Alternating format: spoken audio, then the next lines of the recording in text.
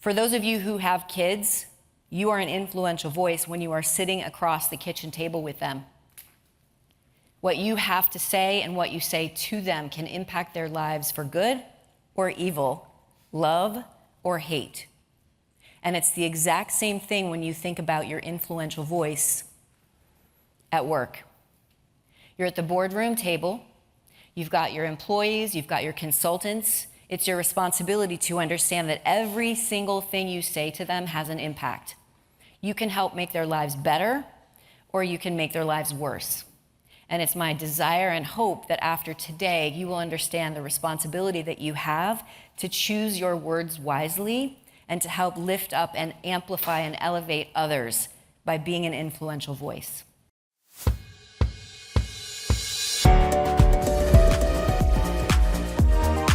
This next session is a total game changer in your occupational dimension. Who here has ever wanted to speak on a big stage? Yes? Yes? Raise your hands. Okay, there have to be more of you than that. Okay, yes. Who's terrified of it? Anybody? Yeah? Either way, get ready because our next speaker is an award-winning director, producer, and author who has helped thousands of professionals step into the spotlight as powerful thought leaders. She's the founder of the Big Talk Academy, former executive producer of TEDx Lincoln Square, and host of the award-winning Big Talk podcast. Her book, The Influential Voice, was a #1 Amazon bestseller, and you're all getting a copy. They're on the table. Plus, y'all, she came with her own video. I'm really excited to bring to the stage a woman who I admire tremendously. Author, producer, and speaking coach, Tricia Brouk. She's not just a regular woman. She's a dancer, storyteller, filmmaker.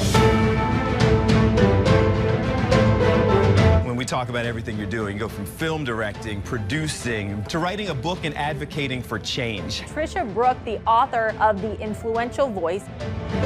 I'm Tricia Brouk, an award-winning director, producer, author, and founder of the Big Talk Academy. My entire platform is built on amplifying and elevating voices and the powerful stories that people have to share to make the world a better place.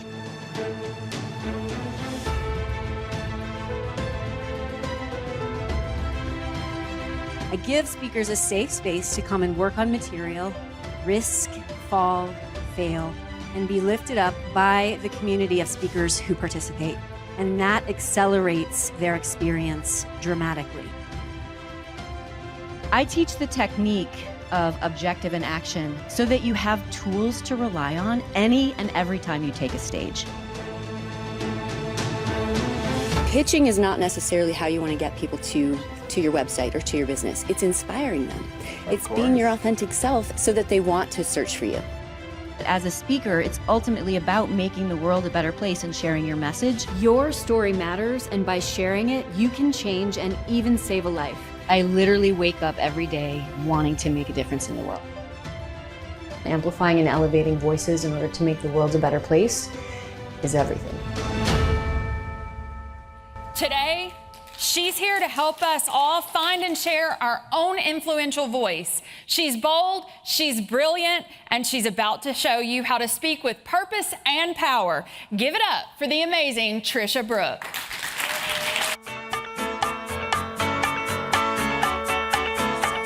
Thank you so much, Angela, for that incredible introduction. Maria, for putting together this incredible group of influential voices. Being an influential voice means you have an opportunity to leave a lasting legacy with what you say, how you say it, and who you are impacting. I'm a former dancer. I had the opportunity to dance all around the world: Palermo, Lisbon, Brooklyn Academy of Music, Lincoln Center, Paris Opera, Vienna Opera House, and I didn't know then that I had an influential voice because the way I expressed myself was through dance and choreography. But I came to know very quickly that the impact I had on an audience by moving was equally as profound and important as when I began to use my voice. New York City, 2001. On September 10th, I performed between the two towers. There was a festival that happened in New York City every summer between the World Trade Center towers. And I was down there with one of the companies I was dancing with, and we were performing. And it was rainy that day. And I remember thinking, it's so strange they make us show ID to go to the bathroom. But there was heightened security, not knowing what the next day would unfold.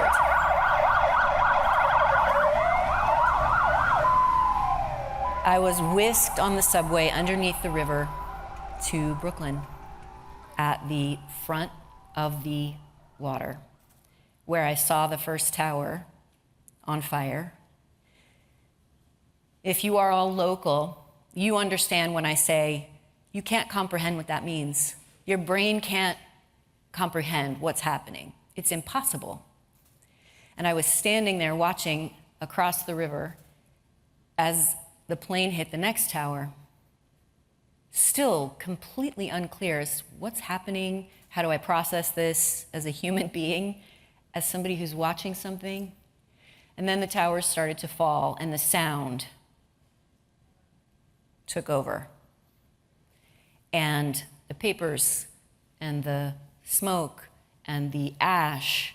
And I was in Brooklyn for the rest of the day, wandering around trying to figure out what to do. Covered in ash, like everyone else from across the river. I finally was able to get onto the subway and get back home, probably at 9 o'clock at night at that point. And they were playing God Bless America in the subway. There was no one on the subway. I was a dancer.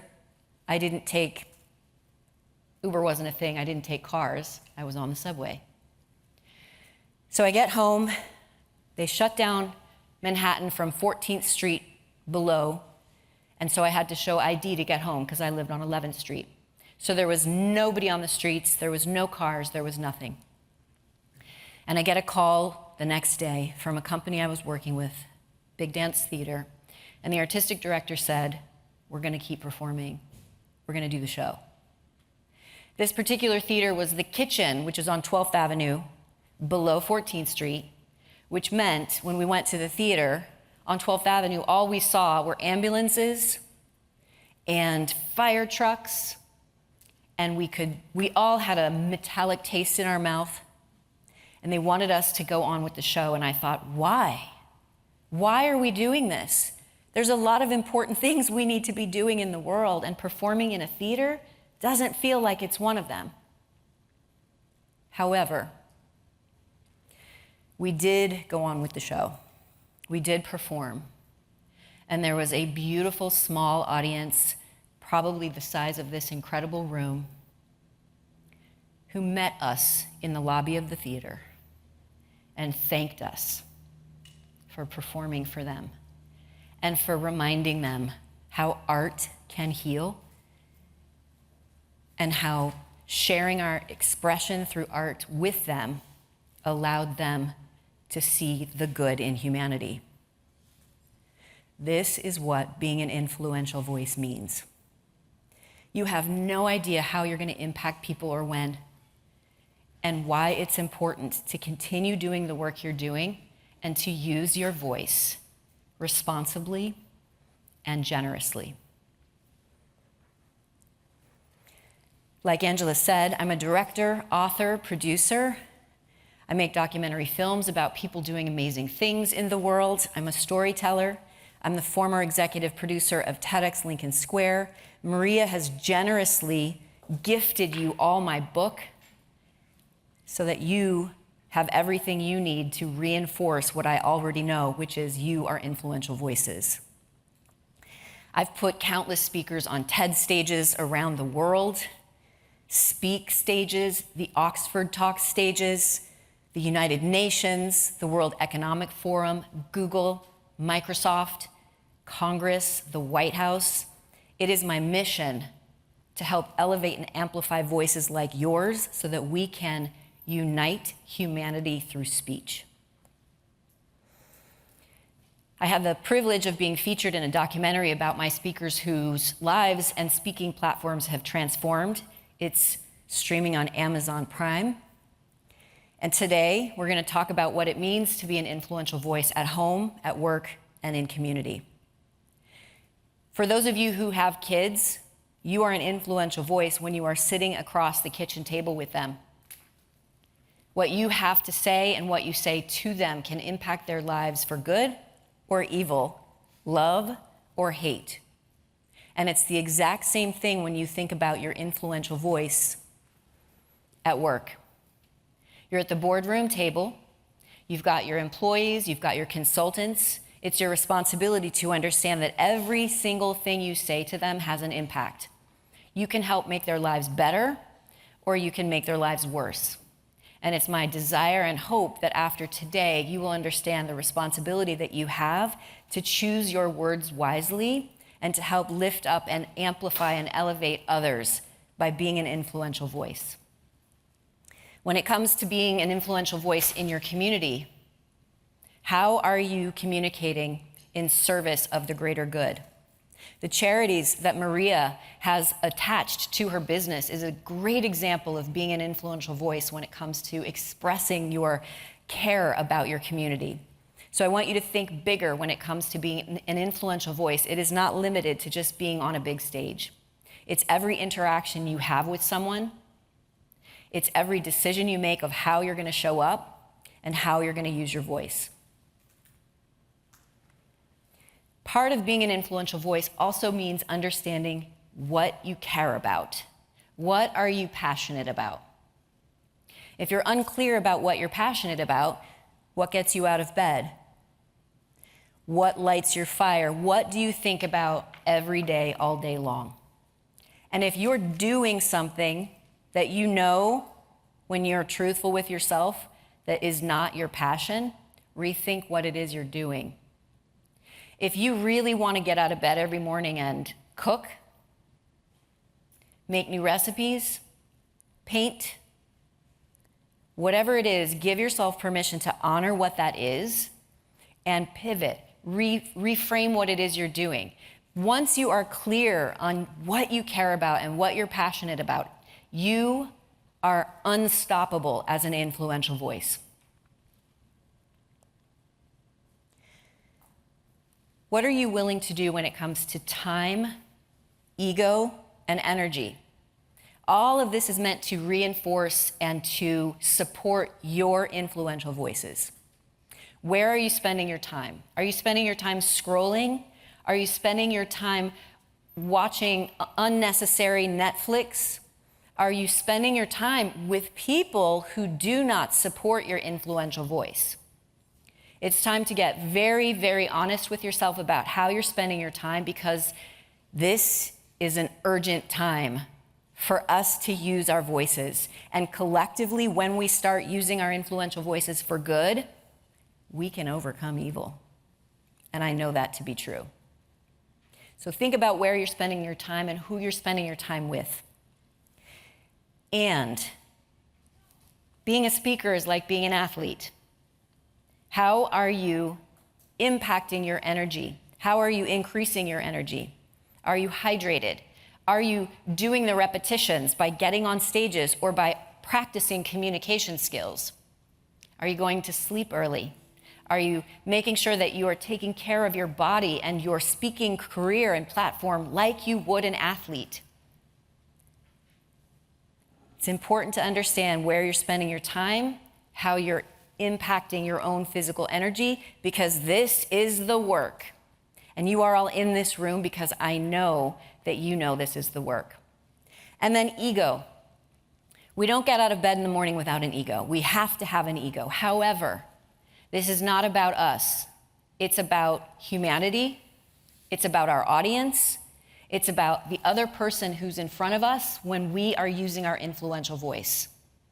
And when you put your ego aside and you remember that it is not about us, it is about service, that's when your impactful, influential voice is going to create the kind of change that you desire. And this is why I say again and again, when you use your influential voice, you can change and even save someone's life. Values are also really important when it comes to being an influential voice. Our values are inclusion, respect, dignity, right speech, curiosity, excellence, collaboration, and love. What are your values? Not the ones that you've inherited necessarily. Perhaps they're freedom, compassion, fairness, authenticity, determination. Think about what your values are right now. When you understand what your values are, they become your North Star. Anytime you veer off, am I in alignment with my values?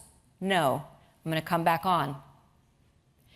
Being an influential voice means you understand what your values are, what your passion is, so that you have nothing in the way of you speaking in service. Values that are not in alignment with being an influential voice are unpleasant speech, hate talk, gossip, lazy word choices, and undignified language. If you are hanging out with somebody who is gossiping all the time, ask yourself why. That's where you're spending your time, and it is not in alignment with being an influential voice. If you find yourself using hate speech or undignified language or lazy word choices, course correct. Give yourself permission to forgive, practice a do-over, and start speaking with more dignified language. We have one precious life. How are you going to show up as a communicator? New York City, 2020. It was a rough time in Manhattan. Social distancing was challenging because we're all very close to each other. And grocery stores, if you're not familiar with grocery stores in Manhattan, are small. So if you want to go get some eggs and somebody's in front of you and you are 12 feet from them and they want to look in every single carton, it could take you 30 minutes. So our local grocery store opened up 24/7 so that people could stagger when they were shopping. So I got masked up, gloved up, and I went to my local grocery store. And I would get my basket of food, go to the checkout, and Pamela, the checkout woman, she would look in my basket. She was in full hair and makeup, lashes, mask. And she said, "Tricia, it looks like you're making enchiladas and you do not have enough avocados. Let's go get some more avocados." She made me feel seen, normal, and to this day will always and forever be an influential voice. She was checking me out at the grocery store. That's the kind of impact I'm talking about when it comes to being an influential voice. Pamela was someone I looked forward to seeing. She made me feel seen. She was human. And that exchange elevated and amplified my willingness to trust that we were all going to be okay. That's the kind of impact she had on me. Let's talk about being an influential voice and what it means to actually communicate effectively. The 5 ways to communicate effectively include coexisting with fear,